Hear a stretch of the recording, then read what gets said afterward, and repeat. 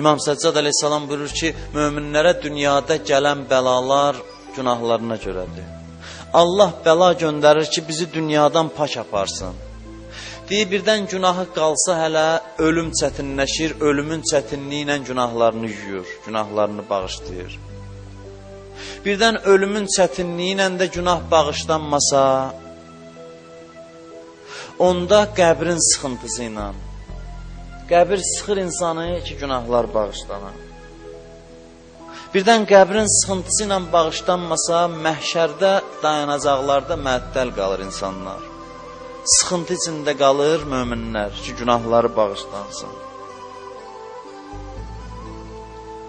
Birdən orada da bağışlanmasa, Allah möminlərin bəzisini cəhənnəmdə saxlayır bir müddət. Bir gün gəldi Cəbrail əleyhissalam, cəhənnəmdən danışdı Peyğəmbərə. Peyğəmbər soruşdu ki, cəhənnəmin bu təbəqəsində kimlər qalar? Cəbrail cavab verdi ki, sənin ümmətimin günahkarları. Yazırlar, Peyğəmbər 3 gün ağladı. Xanım Fatimə-i Zəhra gəldi, ata, niyə görə ağlayırsan? Bu sözü Peyğəmbər xanım Zəhraya danışır. Deyir ki, mənim ümmətimin günahkarları, qiyamət günündə mələklər onları çəkib cəhənnəmə aparar. Cəhənnəmə yaxınlaşanda, elə ki, odu görərlər, cəhənnəm mələyinə deyərlər, bizi bir dəqiqə rahat qoy, istəyirik öz halımıza ağlayaq. Deyir, oturarlar, çox ağlayarlar. Peyğəmbər buyurur ki, o qədər ağlayarlar, gözlərinin yaşı quruyar, qan ağlayarlar. Çünki günahkar möminin də dərdi başqa dərddir. Biri var kafir, biri var çiyin-çiyinə möminlərlə getmirsən, amma günahdan qutarmamısan. İndi görürsən, sənin yanında olanlar hamısı saadətə çatıb, sənə də nə qədər başa salırdılar, başa düşmürdün. Onda da qəribə qüssə gəlir insana. Yaxı, mən yolu gəlmişdim yarısınacan. Nəyə görə mən bu günahlardan qutarmadım? Deyir, ağlayarlar, gözlərinin yaşı quruyar, axırda mələk deyər, kaş dünyada bu gününüzü yaduza salıb ağlayardınız. Ondan sonra cəhənnəmə daxil olarlar. Orada qalarlar bir müddət. Hər halda mömindilər, Allah Cəbrailə deyər, get onları ziyarət elə. Gör necədir vəziyyətləri. Cəhənnəmin örtüyü çəkilər, bunu Peyğəmbər danışır. Örtüyü çəkilər, bunlar görərlər, gözəl surətli bir mələkdir. Deyərlər, bu kimdir? Deyərlər, bu Cəbraildir. Həmin o mələkdir ki, dünyada Peyğəmbərə vəh gətirirdi. Deyirlər ki, Peyğəmbərin adını eşidərlər, Həzrət Cəbrailə deyərlər ki, Həzrət Peyğəmbərə bizim salamımızı çatdır və dinən ki, biz günahkarları yadına salsın.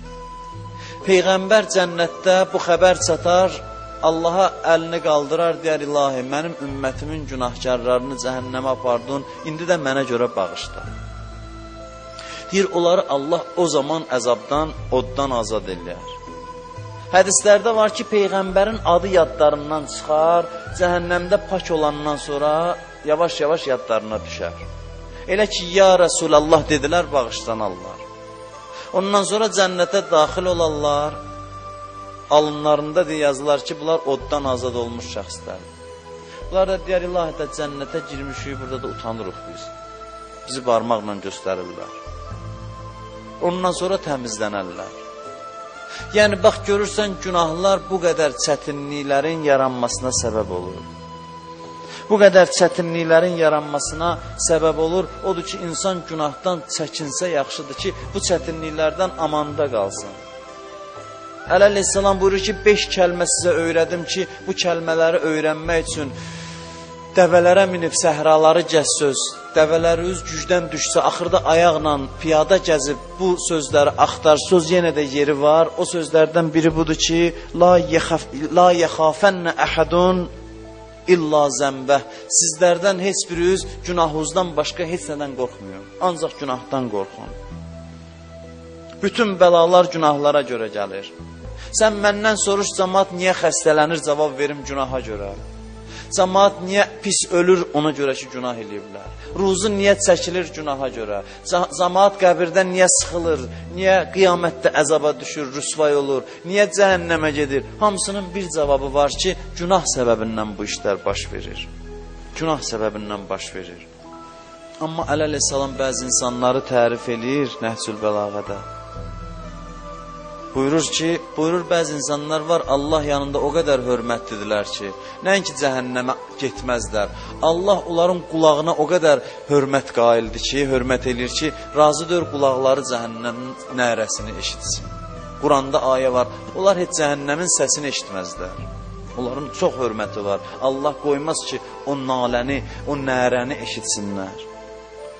Cəhənnəm haqda buyurur ki, uzaqdan naləsi aləmi götürər. Uzaqdan naləsini eşidərlər, nərə səsini eşidərlər, amma onu eşitməyə taqət yoxdur. Əleyhissalam buyurur ki, günahdan çəkinən bəndələr, qulağını günah söz eşitməkdən çəkindirən, qulağının o qədər hörməti var ki, Allah qoymaz o səsi eşitsin. Günahdan çəkinməklə insan çox böyük dərəcələrə çata bilər. Mən elə deyirəm, sonuncu söz, bu hədis də yadıma düşdü. Bir nəfər ərəb gəldi, Peyğəmbərə dedi ki, mən filan vacibləri yerinə yetirirəm, mən cənnətə gedərəm.